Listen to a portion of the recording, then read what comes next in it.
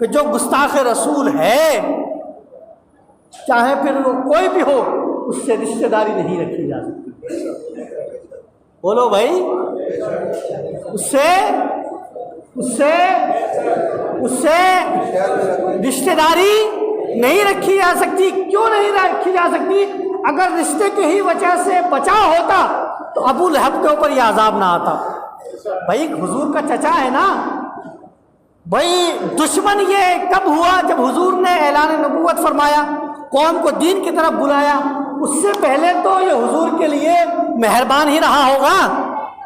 بھائی کا بیٹا ہے، اور ایسا بھائی کہ جو بچپنے میں انتقال بھی کر گیا ہے، ایسا بچہ جس کی والدہ کا بھی انتقال ہو گیا جوان ہونے سے پہلے، ایسا بچہ تو پورے خاندان کے اندر محبت کرنے والا بچہ ہوتا ہے، اس سے پیار کرتے ہیں۔ ایسا بچہ کہ جس کے والدین نہیں ہے، شفقت کرتے ہوں گے۔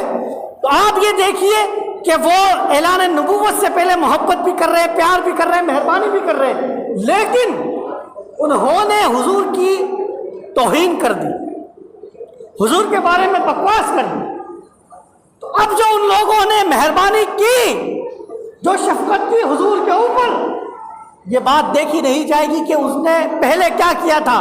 اب اس نے حضور کے بارے میں بکواس کی، اب حضور کے بارے میں اس نے زبان کھولی ہے، اور جو حضور کے بارے میں زبان کھولے گا اس کی کوئی بخشش نہیں ہو سکتی، اس کی کوئی بخشش نہیں ہو سکتی ہے۔ تو اس لیے لوگوں، جب آپ دیکھ لیں کہ صاحب یہ گستاخ رسول ہے، اب چاہے وہ دوست ہو، چاہے رشتہ دار ہو، چاہے عزیز و اقارب ہو، کوئی بھی ہو، پھر اس سے رشتہ داری نہیں ہو سکتی ہے۔ اس لیے مسلمانوں اپنے اندر حضور علیہ السلام کی محبت پیدا کریں، اور جو بھی حضور کے گستاخ ہیں ان سے دور رہنے کی کوشش کریں۔ رہیں گے کہ نہیں رہیں گے انشاءاللہ؟ اب جو لوگ، ایک بات اور میں عرض کر دوں یہاں پہ، اب جو لوگ یہ کہتے ہیں کہ صاحب جو برا ہے برا رہنے دو، ہم تو برا نہ کہیں، ہم تو برا نہ بولے، اس کا کام وہ جانے، خدا اس کے ساتھ کیا معاملہ کرے گا۔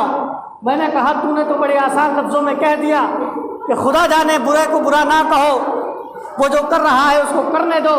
اب مجھے یہ بتا کہ اللہ تبارک و تعالیٰ تو قرآن کے اندر پوری کی پوری سورت نازل فرما رہا ہے، پوری کی پوری سورت مذمت میں نازل کر دی۔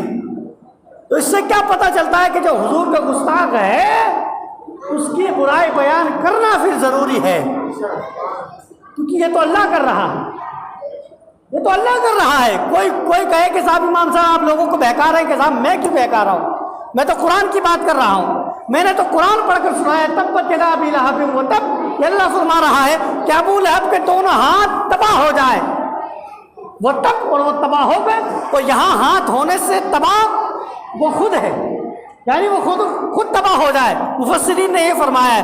تو اللہ تبارک و تعالیٰ تو یہ کہہ رہا ہے کہ جو میرے نبی کے بارے میں بولے گا وہ تباہ و برباد ہو جائے گا، اور اس کی برائی لوگوں کے سامنے بیان کی جائے گی۔ اس لیے یہ جو دو رنگی باتیں کرتے ہیں لوگ، ان سے بھی ہوشیار رہے، ان سے بھی ہوشیار رہے۔